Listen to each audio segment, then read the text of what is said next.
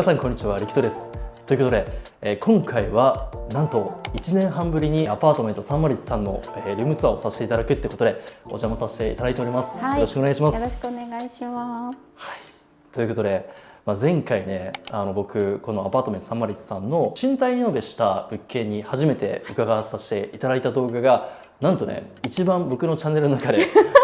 再生をされまして、よかった。はい、なんと30万回、わはい、もう目前ということで、ありがとうございます。お世話になりました。ありがとうございます。もう僕は今ね、絶賛インテリアをすごく勉強していて、今回はね、インテリアについてアパさんからね、学ばせていただきつつ、ルームツアーもさせていただきたいってことで、もう僕にとって一石二鳥の動画になっております。はい、はい、よろしくお願いします。よろしくお願いします。このチャンネルね、見ている方は多分ね、ほとんどの方アパさんのことをご存知だと思うんですけども、よかったら軽く自己紹介お願いします。はい、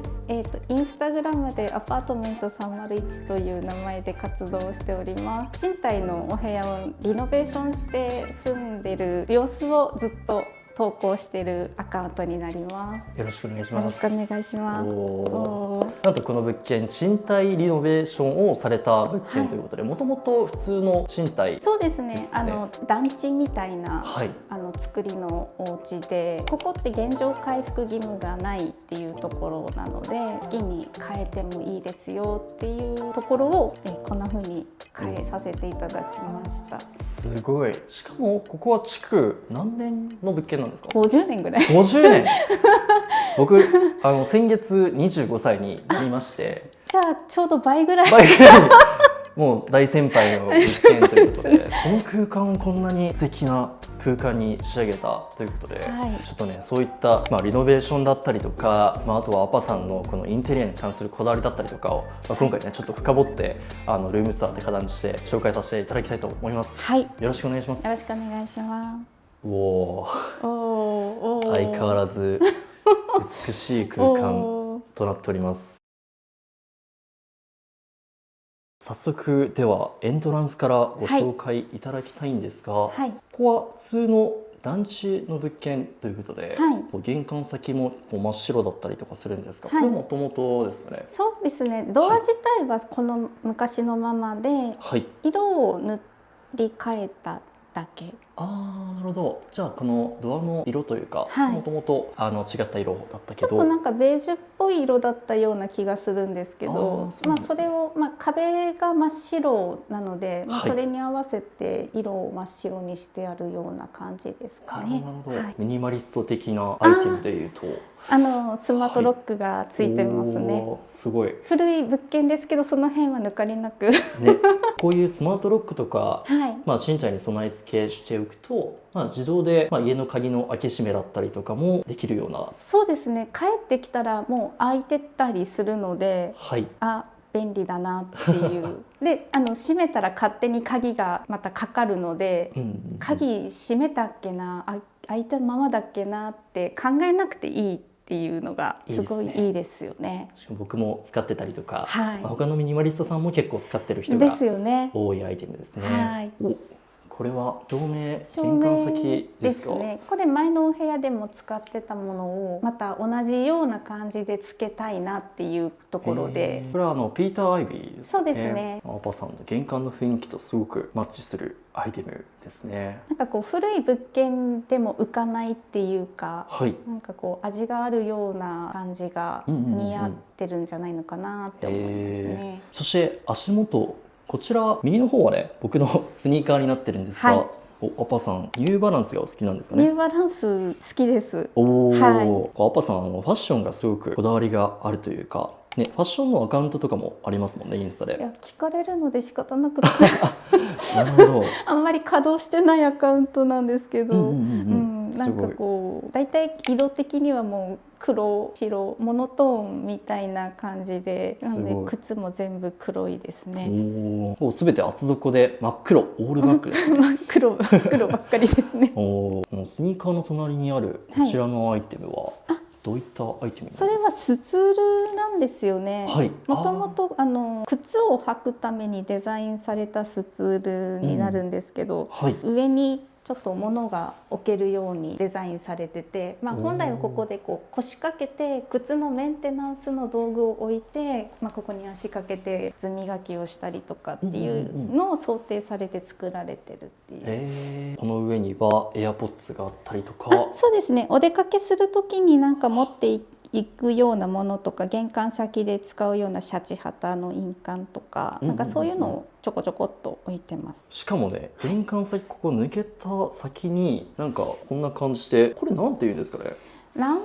ていうんですかね、鴨居っていうんですかね、よく昔の日本家屋にはついてるものだと思うんですけど、ここも最初リノベーションする前もともとついてたものがありまして、ちょうどこの位置でお部屋がこう分かれてたんですね。こっちからこっちは和室で、ここ押し入れがあって、ダイニングと、こっちが畳の和室がもう一つっていう、それの元の間取りがこれがあるおかげでちょっと分かるようなっていうか。じゃあ元あるべき姿を、リノベーションしたことによって全て崩すのではなく、元あるべき姿をまた再現したようなそんな感じになりますね。こう団地のいいところっていうか、団地の面影が残るような、そんな形でもう一度作り直してる。素材とかは変えてるんですけど、これがあるおかげでうまく家具とかも設置しやすいんですよね。すごい。僕の身長181なんですがちょっとね、当たりこれさっきちょくちょくちょっとぶつかりそうになって、ちょっと事故になりそうな感じだったんですが、お気をつけくださいっていう。すごい。確かにこれ元ある現状の姿を再現したっていう空間にもなるかと思うんですが、洗濯とかもできたりするんですかね。物干しにね、ちょうどいいですよ。そうですよね。僕もお家にもなんか賃貸の物件なんですけど、なんか手すりみたいなものがありまして、全くこれと同じような真っ白い感じなんですが、もともとこれは最初からつける予定でというか、この部屋のその工事をする、リノベーションするにあたってのコンセプトみたいなのがこれだったんですね。じゃあもうこれをベースにというか、そんな感じで作られてる。すごい。ちょっとね、事故にならないように。そうですね。撮影中頭をここもちょっと低いので。確かに確かに。ということで、玄関抜けた先、こちら右手の方に、早速ね、メインルームがございまして、しかも僕気になってたんですが、床はもともとあったものではなくて張り替えたものになるんですか？そうですね。もともとあったものではなくて作り変えてありますね。すごい。結構モルタル調じゃないですけども、かなりしっかりとした、こうひんやりとした質感のものを使われてるっていう感じですかね。そうですね。この部屋作る時に、前住んでいたお部屋301号室のイメージをそのまんま再現しようみたいな形だったんですね。で、前の部屋ではグレーの床を使ってたので、それでこちらでもグレーのものを使おうっていうのでこちらにしてみました。しかもなんかこの物件見させていただくと、実は一般家庭である大事な家電というか、アイテムがないかなと思うんですが、前回ね、2回目の訪問の時、結構夏場で結構暑くてですね、アパさんにあるアイテムがないよっていうことを教えていただいたんですが、何がないんでしょうか？我が家にはエアコンがありません。僕一応ミニマリストを名乗って活動させていただいてるんですが、さすがにエアコンがないのは他のミニマリストさんでもあまり聞いたことがなくてですね。いや、なかなかいないと思います夏場の暑いシーズンでも、エアコンなくても生活できるんですか？とりあえず窓を開けると、南側に窓があって北側に窓があって、間仕切りがないので、風が抜けるんですよね。スーッと。で、夏は南風って言いますけど、南から風が入ってっていうので、大きな窓から結構風がビューンと入ってきて北側に抜けるので、比較的暮らしやすいかな。なるほど。暑いんですけど。すごい。今ちょっとね、床に座らせていただいてるんですが、確かに結構ひんやりしてますよね。今の季節だと多分ひんやりしかないですね。はい、ただ例えば冬場で結構日が入るんですけども、この季節になると入んなくなるんですけど、昼間は本当冬は日が当たるところは床暖房になります。すごい。はい。じゃあもう別に床暖とか敷いてるわけじゃないけど、全然ないけど天然の床暖になります。確かになんか前回それこそ夏にお邪魔させていただいた時に、パパさん最近床で寝てますみたいなこと言われてて結構ね、床で寝るミニマリストの方ってまあ本当一部ではあるんだけど、一応いるのはいて、ただそれを女性の方で、でかつパパさん今、おいくつぐらいでしたっけ？今年48になりますね。誕生日が来たら。おめでとうございますなかなかね、40代のしかも女性の方が床で寝るっていうのはかなり異質な光景かなと思いながらですね。珍しいと思います。ね、でも全然夏場それで乗り越えられたって感じですよね。全然多分毎年そんな感じになるかなと思って、ちょっと今からメインルーム紹介いただきたいんですが、ちょっと話が結構ね、床の時点で結構ね盛り上がっちゃいましたが早速入らせていただきたいと思います。おお、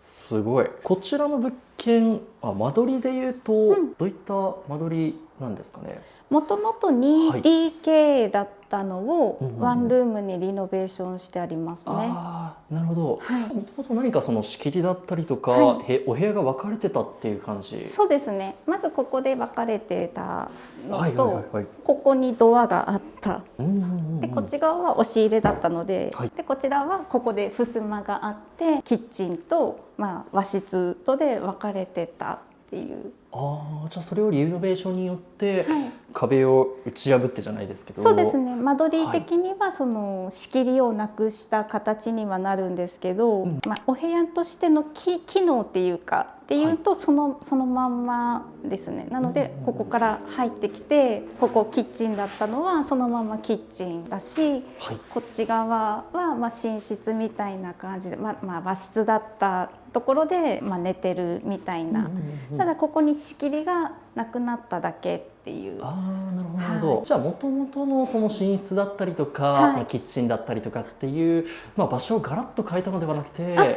すね。そんなに大ごとなことをしたわけじゃなくて、間仕切りはいらないよねっていうので、それはなくしてもらった感じです。なるほど。もう元ある形をそのまま再現しているような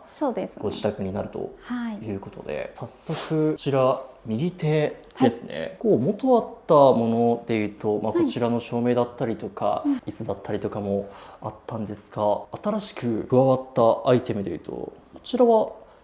何ですかね？これはバイオエタノール暖炉ですね。エアコンが先ほど言ったようにないお部屋なので、冬は寒いっていうか、日が当たる日はすごいあったかいんですけど、夜とかはどうしても冷えるっていうのと、あと天気が雪が降ったりとか熊本でも年に 1,2 回ぐらいあるので、そういう時は寒い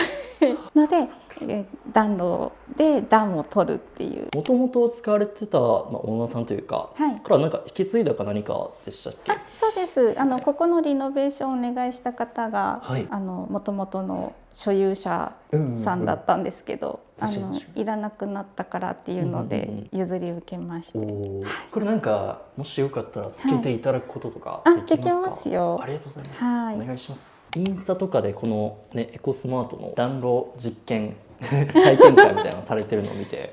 面白いなとか思いながら。なかなかね、表現が難しいんですよね。なんかどのくらい暖かいかって言われても、エアコンの暖かさとちょっと違うんですよね。暖かい風がこうフューって吹いてくるじゃないですか、エアコンって。そういう感じじゃないので、また違った暖かさというか。そうなんですよね。あと普通は集合住宅ではやっぱりこう火を焚くような暖房器具使えないっていうところが多いので、そもそも禁止されてるみたいな。おお、すごい。これ夜とか見てるだけですごく癒されますよね。なんか炎の揺らぎって結構その癒し効果があるって言われるので、焚き火とかされたりする方は分かられるかなと思うんですけど。体験させていただきます。僕も。わあ、全然違いますね。なんか暖かいでしょ。確かに。なんか僕その炎の安らぎを体験するポイントで言うと、ポップインアラジンっていう、今アラジン X っていうプロジェクターで画面投影しながら炎の安らぎというか、なんかそれを見ながら結構夜だったりとか、落ち着いて寝たりとか、まあ音で結構ね癒されながら寝たりとかするんですけど、それをねなんと生でご自宅で体験できるっていうのはなんと贅沢な体験なんだろうと思いながら、なんかこうしたくなるんですよね。ね、僕も子供の頃、まあ、田舎のおじいちゃんだったりとか、おばあちゃんちに、こんなにおしゃれな暖炉がないですけど、ね、暖炉があったりとかして、なんかこういうのした覚えがあるなと思いながら、すごい懐かしい気分になりました。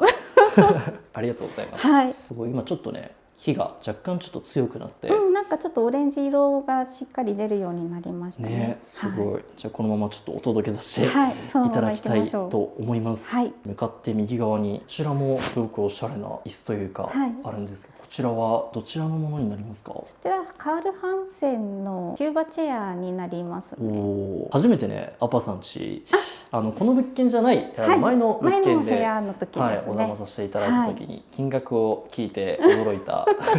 またあの時からさらに値上がりしてまして、確かに、最近そのブランド家具って言われるような、ね、この高級家具ブランドだったりとかの商品だったりとかもうね何でもそうですけどね、今全部値上がりがすごいですよね。値上がりしてますよね。為替の問題もありますし、まあねっていう。あとこちらに照明があったりするんですが、こちらも有名なものですか？それでいうと、なんか前回のパさんの物件いうと、なんかお部屋の全体的なその印象だったりとかっていうのがジャパンディーな雰囲気。そうですね、前のお部屋は結構ジャパンディーな感じにしてたんですけど、この部屋はちょっとそれではない形にしたかったので、なんかジャパンディー感はだいぶなくなったと思います。こうジャパンディー、されてる方多いですもんね、やっぱり。多いですね。あとここはもともとその団地で和室が最初にあったんですよね。言ってみればジャパンなんですよね。元の作りが。ここジャパンですから。はい、ジャパンなんですよ。ザ、昭和のジャパンだったんですけど、リノベーションで結構そのジャパンなところをなくして、木だったところをこうスチールに変えたりとか、畳をこういうフレキシブルボードに変えたりとかっていう素材をちょっと変えたことでジャパン感がちょっと抜けたんですよ。でも作りはジャパンなんですけど、なんかその劇的に変えてはないんだけど、こういったアイテム選びだったりとか、このお部屋の全体的な空気感だったりとか作りによってね、ガラッと変えてるというか。そうですね、なんかこう選ぶ素材感とかが変わると、形が似てても結構大きく変わるというか、照明も前はイサム・ノグチで紙和紙だったんですけど、それをこれなんだっけ押しときます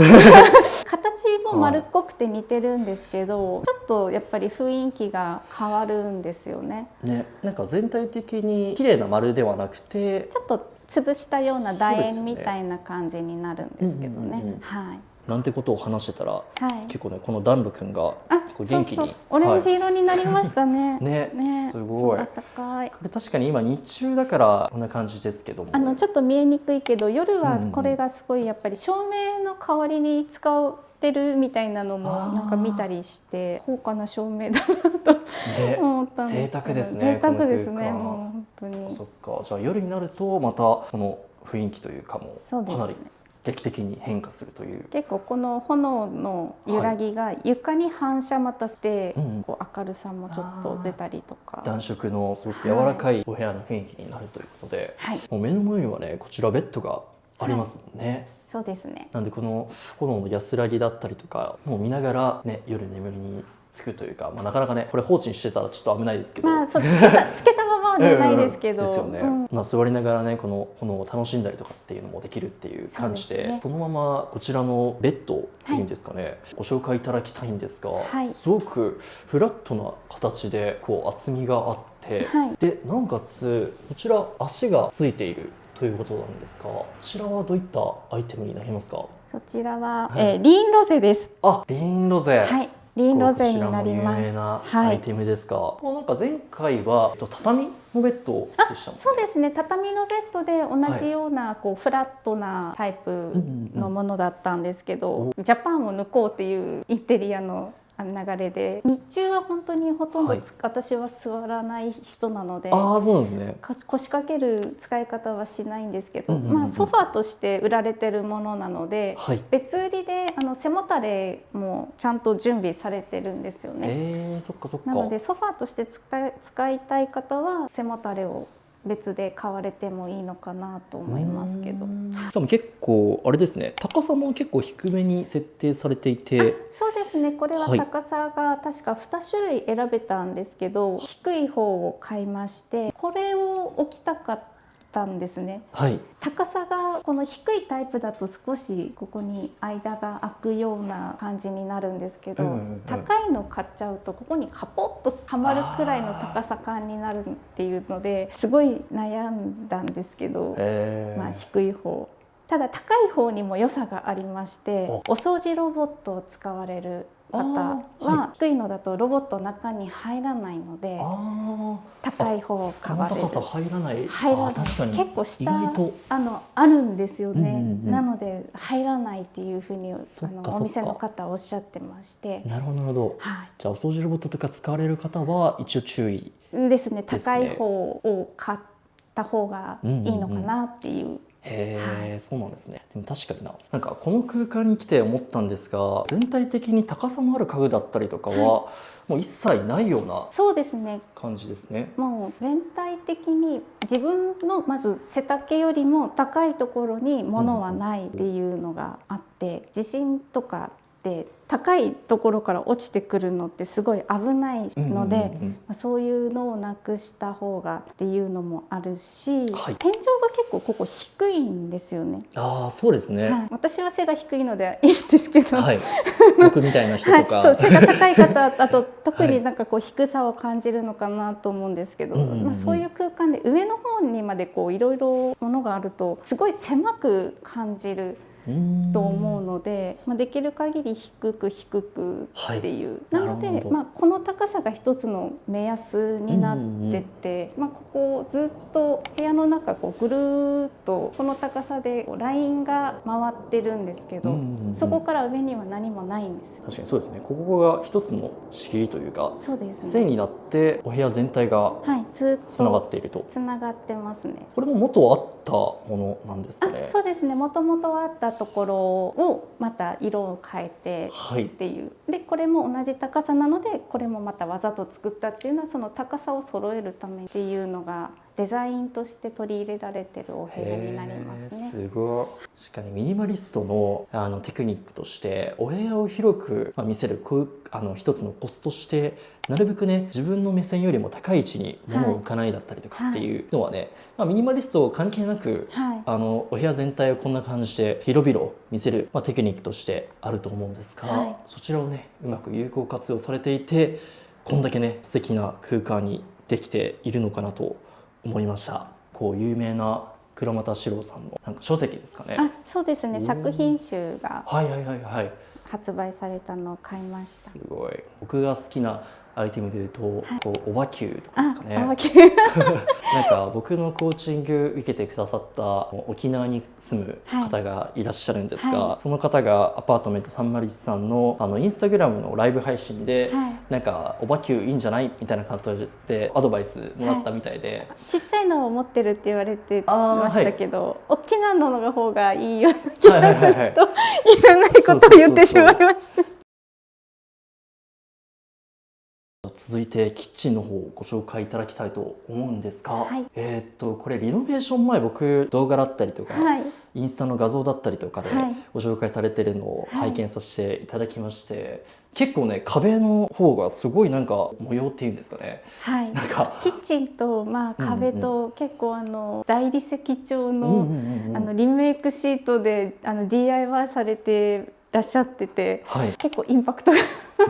そこからこういうね真っ白な、しかも統一感のあるこのキッチンにされたということで、実際に中に入ってみると、ここには冷蔵庫ですね。冷蔵庫が置いてますね。無印良品。そうです、無印の。でこちらのキッチンなんですが、これも含めて全てリノベーションされているっていうような形ですよね。まあそうですね、はい、結構キッチンって、物を置くものが結構あるので収納は絶対作らないといけないんですけど、普通は上とかについてたりしますよね。しますね。それが全く上にはついてないので、下と、このワゴンの中にキッチンで使うあれやこれやを入れれるようにしてあります。すごい。だって普通ね、皆さんキッチンの、ね、このテーブルの上だったりとかっていうのは洗剤だったりとか、そうですね、いろんなものが置いてたりするかと思うんですが、もう本当に美しい。何も置かれてない。何も置かないがもうルールです。はい、これも徹底されていると。はいいうことで、なんかこう何もないと物足らないとか思われる方とか結構いらっしゃるかなと思うんですけど、使ってない時に何もないのを当たり前にしてるだけで、普通に使ってる時には物いっぱい出てくるので、物足らなさはなくなるんですよね。そうですね。いつもこれなわけじゃないっていうか、使う時には物が出るので、物が出てもそんなにごちゃついて見えないようにするためにもともと何も置かないっていう風にしてる感じになります。いいですね。なんか手前にはワゴンがあったりして、ワゴンがキッチンの素材と統一されているということで、普段食事だったりとかはこちらのワゴンを使って、すごい。しかもこれなんと動かせるかなんかですよね。そうなんですよね。これ普通に、作業台にもなるんで。こう動かしたりして、すごい。ご飯食べる時も夏はちょっと窓のそば暑いからっていうので、こっちに移したり、冬はむしろ日に当たりたいからこっちに向いたりとか、すごい自由自在な。そうですね。テーブル兼ワゴンというか、もう何にでも使える。で中は収納になります。すごい。ここに入っているものでいうと、調味料だったりとか。そうですね。調味料関係と、あと下はゴミ箱。確かにね、この空間見ていただいて、ゴミ箱もないじゃんっていうふうに最初ね、こちらに訪問させていただいた時に思ったんですが、ゴミ箱も含めてこちらのワゴンに収納されていると。はい。この下がゴミ箱で、燃えるゴミ、プラゴミ、資源ゴミもうすべてもうオールで入っていると。そうですね。いう感じですね。普通に暮らしててあんまりゴミが出ないんですよね。なのでちっちゃなサイズでいいっていうか、燃えるゴミもこれ無印良品のファイルボックスなんですけど、1ヶ月にこれ1個分しか出ないんですよ。すごい。なので本当省エネですね。なんです。やっぱ物が少なくなるとゴミも少なくなりますよね。なのでゴミも少ないっていう。なのでこれに入れることができるっていう。すごいな。すごい。しかもね、このワゴン販売されてるんですかね。去年1回販売しました。欲しいって言われたので。なるほど。意外とこういったワゴンって、あるようでないアイテムというか唯一無二ですよね。そうですね。本当にこの部屋のために作ったと言いますか。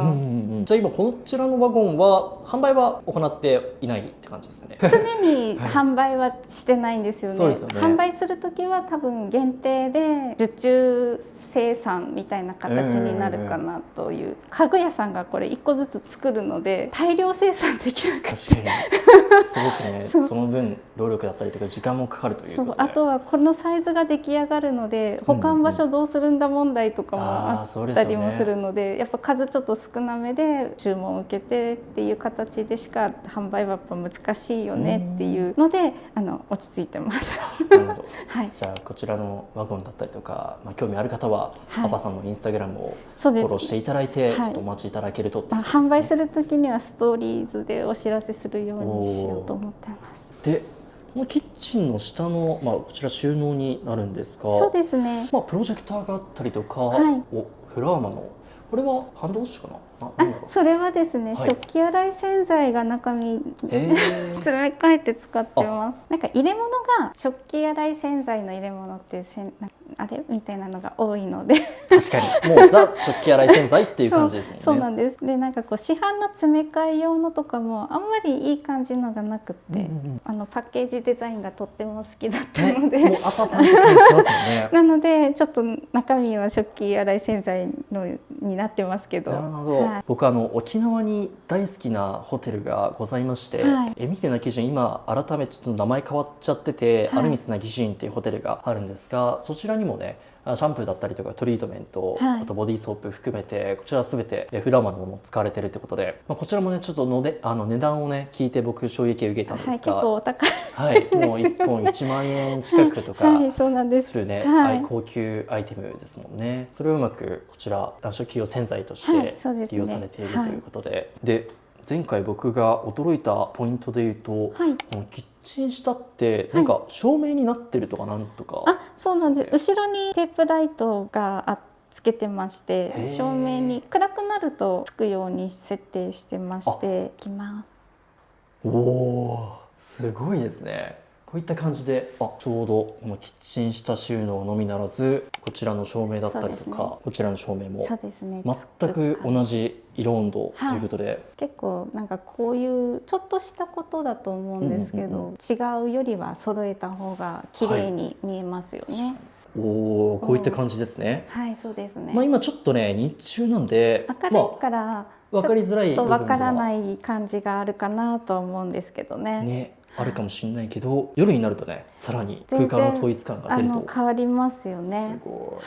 い。続いてこのベッド横、こちら観葉植物ですよね。やっぱこういったミニマルな統一感のある空間にこの緑があるだけでかなり癒されるというか、全体のお部屋のアクセントになってすごく自然を生で感じ取れる部分ですもんね。効率とかなんか便利さっていうのを追求すると、いなくてもいいものなんじゃないかと思われると思うんですけど、植物とかって。でもなんかこう物を減らして空けた時間で何をするのかっていうところでこう植物の世話をしたりとか、自分の手でこう掃除をしたりとか、意外と面倒くさいと思ってたようなことが面白いっていうか、これが物を減らして私が得たものだったんだなって思って。こちら植物は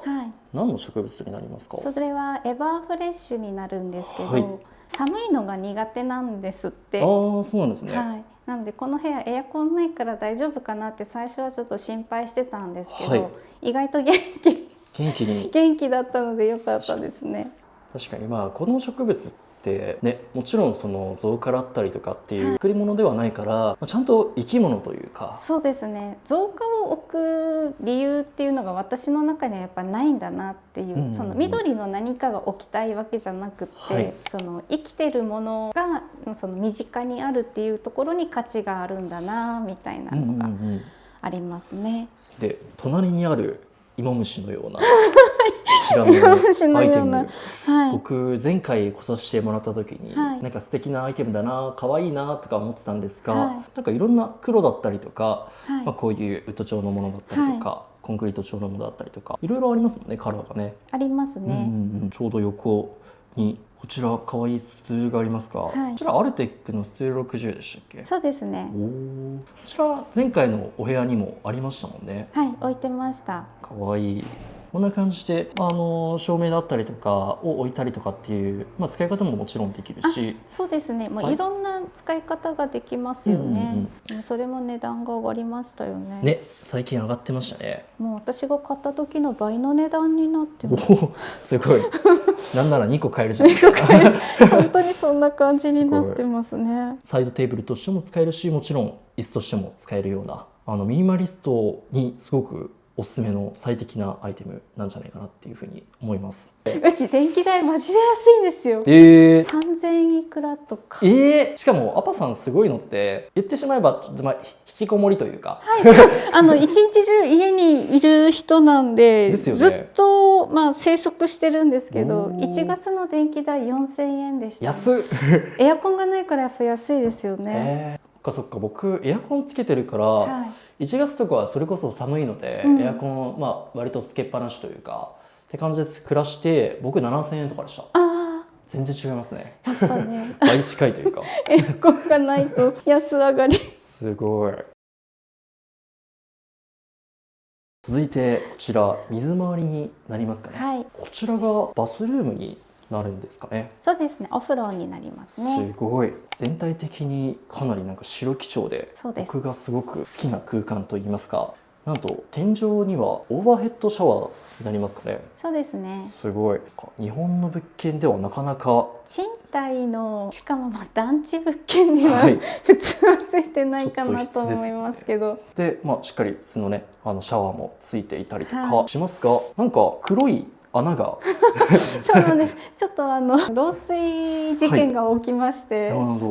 っと穴開けていろいろ確認をしてこれから補修に入るところ、お風呂結構もうがっつり作り直すような形になるので、またこちらもリニューアルということで、なので真っ白はそのままなんですけど、少し浴槽の立ち上げが高かったりとかっていうのが低くしたいなみたいなのとか、なんかその辺を少し手を加えて作り直す予定になってます。ちょっと高さがありますもんね。高いんですよね。私背が低いのでもうちょっと低かったらいいかなみたいなのがあって、ここも近日リニューアル予定という感じですね。はい、したいんですけどいつになるかはまだ未定です。はい。あとなんか面白いなって思ったポイントで言うと、壁っていうのがもともとの緑の壁が残っているという感じ。ね、そのミントグリーンのタイルのお風呂だったんですよね。それを上の方そのまま生かしつつ、室内のこの高さと同じ高さで区切って部屋の中のデザインはお風呂の中にも続くような、そういう形で作ってあります。だからお風呂もこちらのお部屋全体もこちらの高さが全て基準となって揃っているという、すごいですね。なんかここまでね、賃貸リノベっていう異質なワードというかでね、ここまで高さだったりとかを全てありのままのもの、素材を生かしてるっていうのがこのねお部屋全体の特徴というかなのかなって思いました。そしてお待たせいたしました。続いてクローゼットをご紹介いただきたいんですが、見たままですね。なんかここにアーティスティックなこちらアートですかね。そうですね。もうなんか紫のアクセントがね、もう全体的に白だったりとか黒とかグレーだったりとかで、統一されている中に、こちら紫のアートということですごくね、際立ちますね、アートが。そうですね。で、紫って色的には中間色っていう色になるので、寒色でも暖色でもどちらにも合うみたいな、そういうカラーリングなんですね。で、モノトーンプラス中間色でこの部屋は作ってるような感じになりますね。で、その隣にこちらクローゼットをご紹介いただきたいんですが、なんとオールブラックですか。ほぼ黒すごい。なんかアパさんのイメージ、なんか白黒だったりとか、グレーの洋服だったりとかも着られてたイメージがあるんですが、現在もほとんどもうオールブラックって感じ。ほとんど黒で、ニットが一着グレーが下に畳んで置いてあるのと、これが少しネイビーが入ってるような色にはなってるのかなっていう。あと今着てるんですけど、白の T シャツが中にちょっと着てるっていうくらいで、ほぼ全部黒ですね。すごい。洋服も含めてすごくアッパさんなんかすごくおしゃれで、なんかもう全体的になんかすごくこだわりのある洋服だったりとかを選ばれてるような印象。アッパさんの SNS、インスタグラムだったりとかで、ファッションのねアカウントもあるとのことで、そういった印象が個人的にあるんですが、なんか洋服を買う時のなんか選び方だったりとか、なんか基準だったりとか、なんか素材についてのこだわりだったりとかあったりしますか？なんか黒がいいですね。黒がもうで、黒は黒でも、深い黒が結構やっぱりいいなって思いますね。いろんな黒があるじゃないですか、黒って。なんかこれも黒、あれも黒。だから売られてるのでいくと、これ黒っていう色で売られてたんですけど、チャコールグレーやんねみたいな。確かに若干ちょっとね。なんかね、違うじゃないですか。グレーっぽいような。これも黒だったんですけど、これもちょっと薄い黒だよねみたいな、そういうのでいくと、なんか今日着てる黒って結構黒が深い黒なので、色的にはこういう色の方が好きですね。じゃあちょっと深みのあるような黒が個人的にはお好きということで、なんかパタゴニアだったりとか、こういうアウトドア製品のものとかも選ばれてるのかなっていう印象なんですか？なんかパタゴニアは最近ちょっと買ったんですよね。おお、そうなんですね、はい、アウトドアというか、なんか結構着ていて楽な素材というか。そうですね、来月ちょっとミラノに行くときに、なんかこう軽くて薄くて、窮屈じゃない服が着ないではいいのかなみたいなのがちょっとあったので買ってみたみたいな。ミラノに行かれるとのことですけども、アパさん初海外？初海外です。すごい楽しみですね。それもなんかインテリアだったりとか恵まれたりとか。そうですね、ミラノサローネがちょうど開催されてる時期で、そのミラノサローネを見に行くっていうのと、あとスイスの方で建築を見るみたいな、そういう感じみたいです。なるほど。じゃあまたアパさんの美観がさらにパワーアップレベルアップして日本に戻られるということで、楽しみにしてます。で、洋服に関しても全部で10着ちょっとぐらいかな。ここにかかってるのと、今自分が着てるのと、夏物が若干そこの中に置いてある感じで、20はないんですよね。へえ、すごい。こうなんか女性のミニマリストさんだったりとか、発信者の方も含めて、いろいろ僕拝見させていただいてるんですが、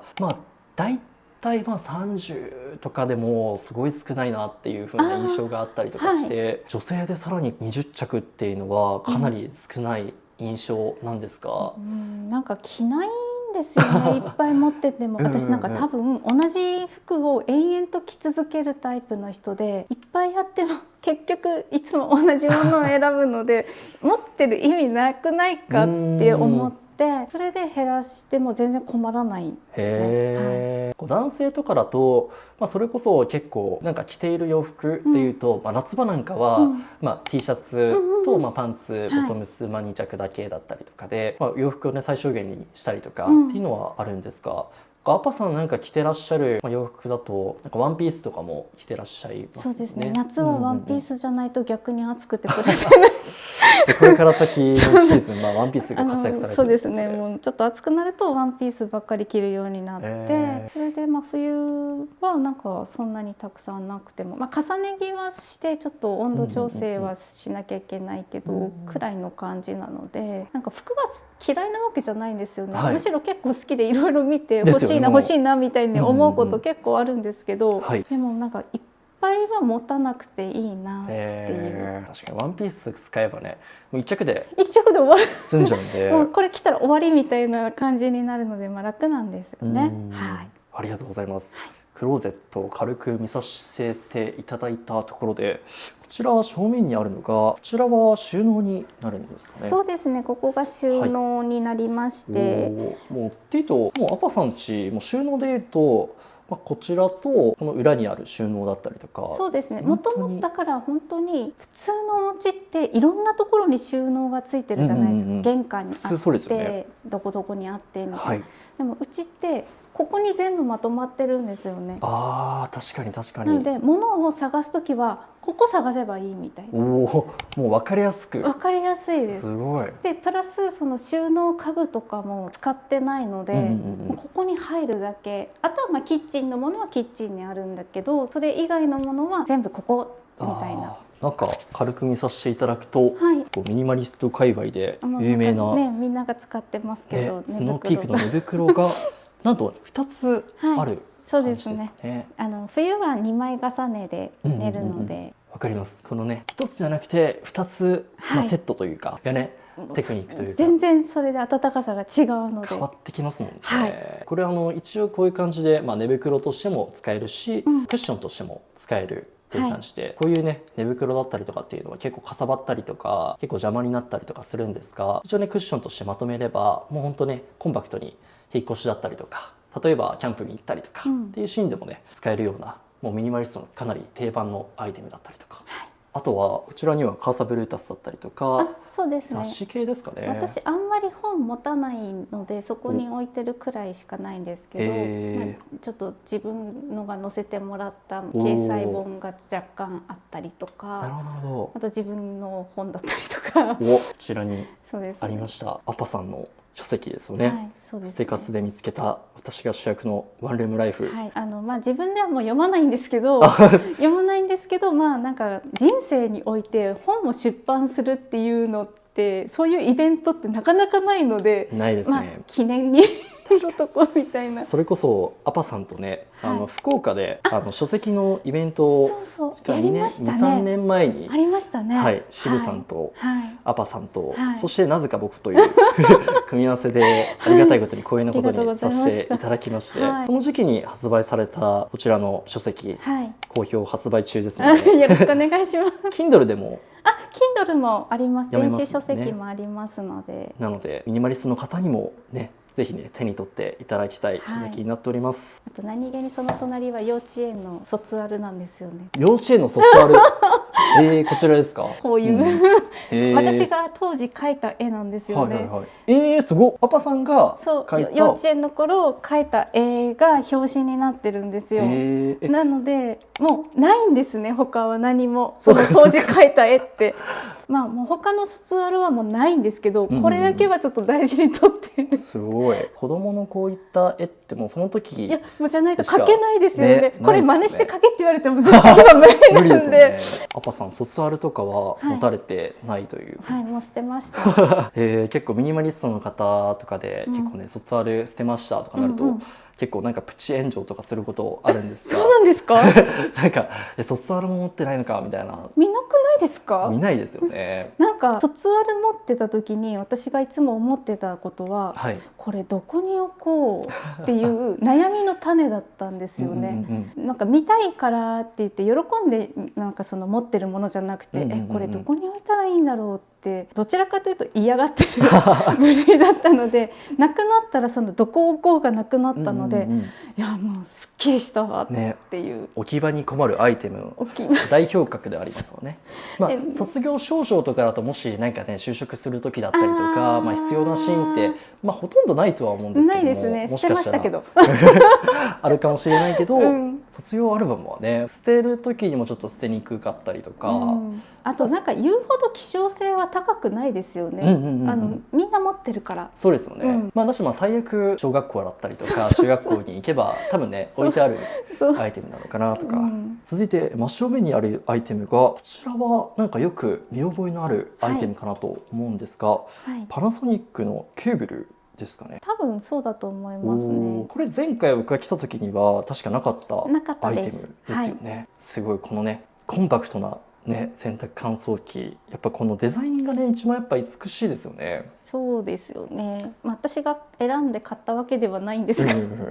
これはもうなんか譲り受けたみたいな。そうですそうです。この収納するスペースに入るのかどうなのかがすごい疑問だったんですけど、ぴったりに入りましてよかったですねっていう。全然入ってますね。このやっぱコンパクトさでなおかつこのね美しいスタイリッシュなデザインっていうのはなかなかないし欠かせないアイテムということでした。感じかな。ありがとうございました。すごいなんか1年半ぶりにアパさんの1年半ぶりじゃないかな、もしかしたらもう2年ぐらいあれから時はね経ったかもしれないんですが、またねレベルアップしたアパさんのねお部屋に伺いさせていただいて、いろいろねお話を伺いさせていただきました。ありがとうございました。ありがとうございました。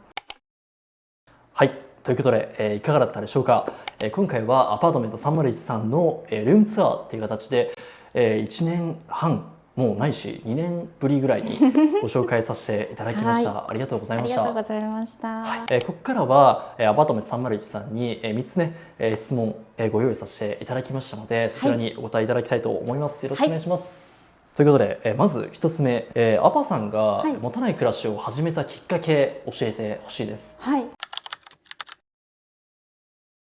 もう間もなく10年になりますね。熊本地震がきっかけになります。あの時に揺れて全部落ちて大変な思いをしたあのトラウマがこの部屋作りに非常に役立っております。そうなんですね。なんかミニマリストの方だったりとか、持たない暮らしを始めた方で結構震災を機にね減らしましたっていう方だったりとか多いとは思うんですけども、逆にその震災だったりとかで、物が倒れたりとか、例えば食器が割れましたとか、そういうきっかけがないとなかなかねその恐怖を生で体感できないところが、そうですね。あれはやっぱりこう人から聞いたとか、はい、ネットで見たとかでは得られないものがやっぱりあって、体験に勝るものはないっていうところはあるかなと思うんですけど、ある意味あれがあったおかげでいろんなことに気がつけたっていうのは、私にとってはすごいいい経験につながったなと思ってますね。だからこそね、このご自宅、さっきねルームツアーさせていただいたんですけども、高い位置に何もね、物を置いてなかったりとか、そういった空間がその震災のきっかけに、そのアパさんのその学びとなってこういった空間に仕上がったっていう感じですかね。はい、はい、ありがとうございます。じゃあ続いて2問目、賃貸リノベをする上で一番大切にしたポイントっていうのはありますか？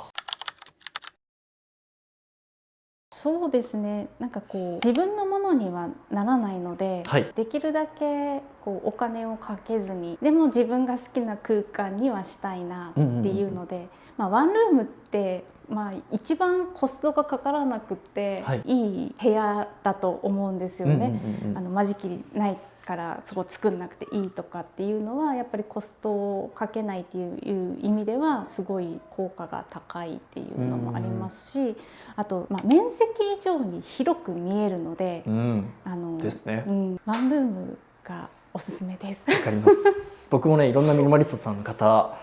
発信者の方だったりとか、勉強させていただく中で、やっぱ一番ねワンルームが見ていてすごく空間全体が美しいというか、このなんか一つのお部屋の中で何も仕切りもない空間でお部屋全体が体感できるというか。そうですね。こう、シームレスに好きな場所にすぐにパッと行けるというか、こう全てが見えるというか、なんかそういう空間ってすごくやっぱり思ってる以上に使いやすいんですよね。なので扉の向こう側に行かないとなんとかがないとか、物をしまうにしても扉があってその向こう側面倒くさいじゃないですか。確かに確かに。でもなかったらスッと行ける。そういった意味で片付けとかもしやすい空間につながるんじゃないのかなと思いますね。なんか冒頭おっしゃられたことでいうと、賃貸リノベーションをされているので、自分のものではない空間なんですよね。これだけ素敵な空間で、もうどれだけ私がああだこうだ言ってもこれは私のものにはならないので嘘だろって思いますよね。このね見てる方。残念ながら私のものにはならないんですけど、でもなんかそういうなんか自分のものにはならないっていう諦めみたいなところがあったからこそ、こう何が何でも完璧に作り上げたいっていう気持ちが薄れて。それの気がいい感じで抜けたところで作れたっていうのはある意味すごく良かったのかもしれないとも思います。そっか、これアパさんのものではなく大家さんのものなんです。そうですよね。なのでそういった意味では建物にリノベーションとかにお金をかけるバランスと、家具とかは自分のものになるので、そうですよね。そういったところでのバランスっていうのを少し家具の方に寄せてあげるっていう風にしてあげて、自分のものみたいな。なかなかね、その賃貸リノベーションしますよっていう方って、そんなにね多くはないと思いますね。そもそもそのねできないところが多いというか、元に絶対戻してくださいねっていう契約が日本の場合はもうほとんどだと思うので、釘一本打つのもできないみたいなところばっかりだとは思うんですけど、私の場合は本当に普通に作られている賃貸もそうですけど分譲もそうですけどお家っていうのがなんか違うって思ってるのばっかりだったので、こうじゃないんだよねっていうのをここでこうなんだよねっていうのを作ったっていう。なんか僕も前回こちらに訪問させていただいた時に、リノベーション費用だったりとか大体のなんか予算感だったりとかも軽くね伺いさせていただいたんですけども、かなりそのローコストでされてますもんね。そうですね。自分のものにはならないので。そうですよね。だからもう本当かけるところにはかけて、かけないところにはかけないってところっていうのもやっぱ一つなんかリノベーションする上で意識したポイントなのかなっていうふうに思うんですけども、これだけのすごく美しく洗練された空間をそれだけのねローコストで仕上げたっていうのは。その建築家の方だったりとか、このリノベーションに関わってくれた方のなんかすごく腕前がね、そうですよね。メリハリかなと思うんですよね。リノベーションに限らずなんですけど、何にお金をかけるのか何にお金をかけないのかみたいなメリハリ、自分が大事にしたいものは何なのかっていうのがはっきり分かってると、それ以外なくても大丈夫かなっていうのが分かるっっていう、なんかそれが分からずにやると他人のいいものをなんか何でもかんでも取り入れたくなってしまって、結果的にすごいお金かかったみたいなところになりがちだと思うので、リノベーションに限らず言えることかなとは思うんですけど、自分にとって大事なものを見つけるっていうのが一番いいのかなとは思いますね。結構その思考ってめちゃくちゃ今の現代に大事なことなんじゃないかなっていうふうに思ってて、こう最近なんか AI だったりとか、チャット GPT っていうものが結構皆さん日常的に自分の日常になってる方も結構多かったりとかすると思うんですよね。僕もその結構それこそ YouTube の企画だったりとかを出す時に、そういう AI だったりとかチャット GPT を使うことが結構多くて、でもそれってもちろんその AI によって今まで、それこそ YouTube の企画だったりとか、画像を生成したりとかっていうところで、自分でね加工していたところが、AI で自動化されることによって、時間を本当に最小限にすることができるっていう、すごくね便利な時代ではあるとは思うんですけども、逆に言うとその自分を見失いやすいというか、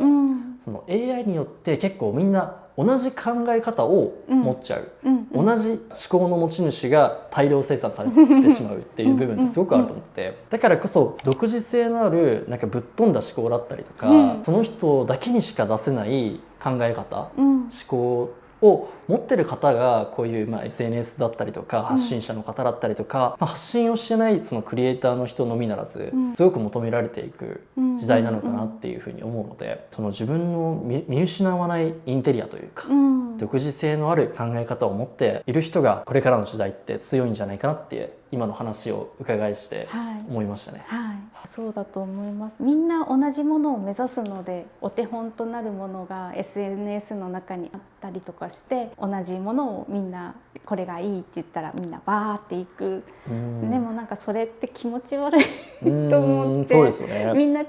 て当たり前なのに、なんかみんなが同じになるっていうのって違うかなって。だからやっぱその自分の中にあるいいなと思うものとか好きだと思うものを掘り下げていく作業ってすごい大事になるんじゃないのかなと思いますね。ありがとうございます。続いて3問目、最後の質問を伺いさせていただきたいと思います。この部屋はアパートメント301さんにとってどんな場所ですか？ずっといたい場所です。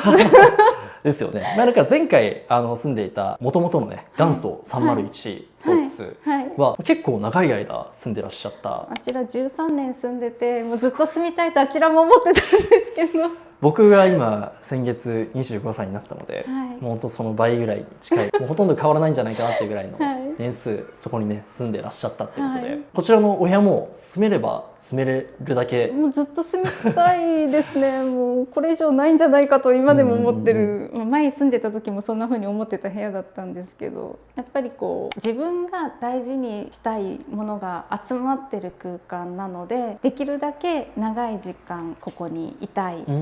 て思って、外には行かない生活になってますけど、ちょっとね薄くモザイクがかかってると思うのでちょっとね分かりづらい部分ではあるかもしれないんですけども、この部屋を越えた先にねすごく美しい自然というか、今ねちょっと時期が3月ということで、これからのシーズンちょっとね桜の木がちょっと見えたりとかすると思うので、こういったね美しい空間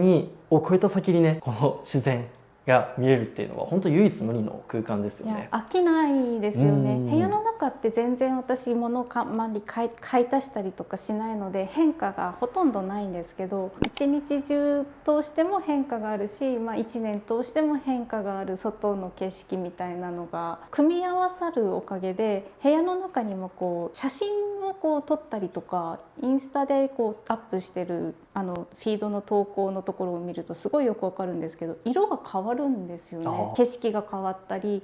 季節が変わったりするたんびにやっぱりなんかここがごちゃごちゃしてるとそれもなんかわからないかなとは思うんですけど、ここがそのできる限りシンプルであるがゆえにそういうのを映し出してくれる部屋にもなってるので、いやずっと見ていたいと思いますね。ね。はい、もう前回の動画ね見ていただいた方は分かると思うんですけど、またねこの日中のお部屋の雰囲気だったりとか、夕方の雰囲気だったりとか、夜の雰囲気だったりとか含めて、なんかもう本当一日ごとに結構部屋の表情だったりとかが毎時間変わっていくような、変わりますね。本当になんか冬は日差しが入ってたのがもう今は入らなくなったりとか、もうそんなのでもこう時の流れを感じるし、いやもうずっと いるのに飽きないですね。おー、すごい。それはもう確かにアパートメント301さんのこのご自宅のね、もう本当唯一無二のこの空間が作り上げたっていうのは、もちろんお部屋の空間もすごく素晴らしくて美しく洗練された空間では